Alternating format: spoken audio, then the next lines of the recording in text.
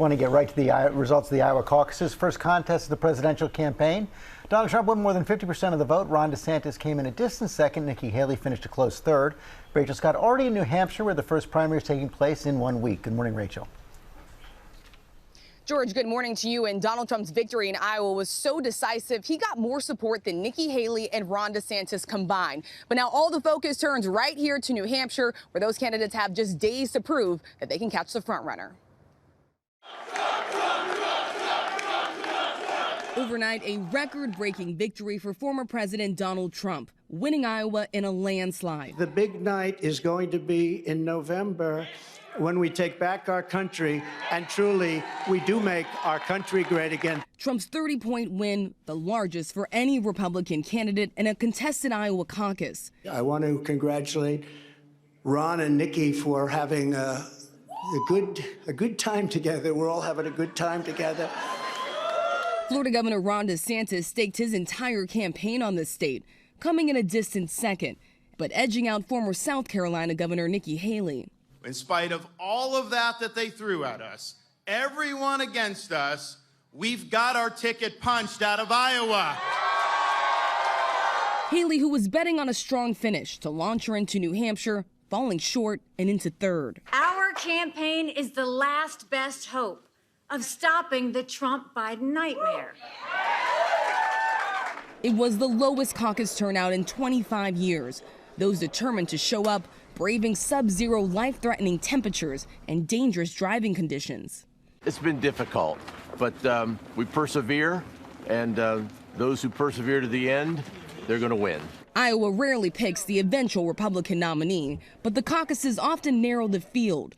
Trump was quick to suggest it's time for his rivals to get out of the race. We want to come together, whether it's Republican or Democrat or liberal or conservative. It would be so nice if we could come together and straighten out the world. And moments later, one Republican did drop out.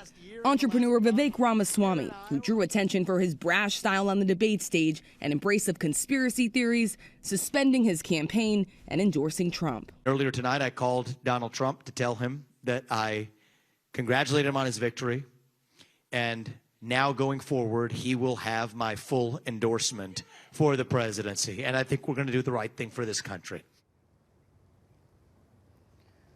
Trump did not stick around long to celebrate that victory in Iowa. In fact, he flew overnight to New York. He's expected to appear in court today in that defamation case involving writer E. Jean Carroll, the former president splitting his time between the campaign trail and the courtroom. Robin. And as you flew overnight there to be in New Hampshire, glad that you did. Thank you so much, Rachel. We're going to bring in our political director, Rick Klein, to break down the results for us. Good morning, Rick. Yeah, good morning, Robin. This was an absolute blowout, a romp across the state, whether it was urban, rural. It almost didn't matter when it came to Donald Trump. He won 98 of Iowa's 99 counties. In fact, the only one he lost by a single vote. So this was utter domination, and for him to get an absolute majority of the statewide vote is stunning and a big surprise, blowing away the previous record. Now, the battle for second, Ron DeSantis captured it, but very, very narrowly. He needed this kind of showing. A little bit of a disappointment for Nikki Haley, but it's worth pointing out, Robin, that we're talking about a very small turnout. Only about 110,000 people showed up in Iowa, way off the record, way off even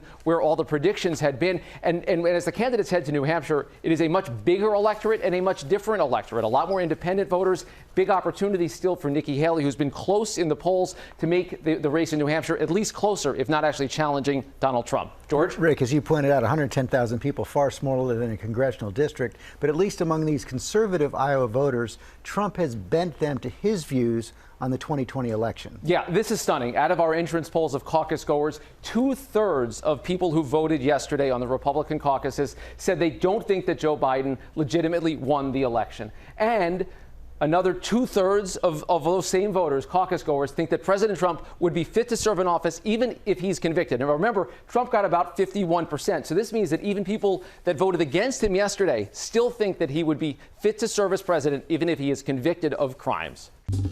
Well, hey there, GMA fans. Robin Roberts here. Thanks for checking out our YouTube channel. Lots of great stuff here. So go on, click the subscribe button right over here to get more of awesome videos and content from GMA every day, anytime. We thank you for watching, and we'll see you in the morning on GMA.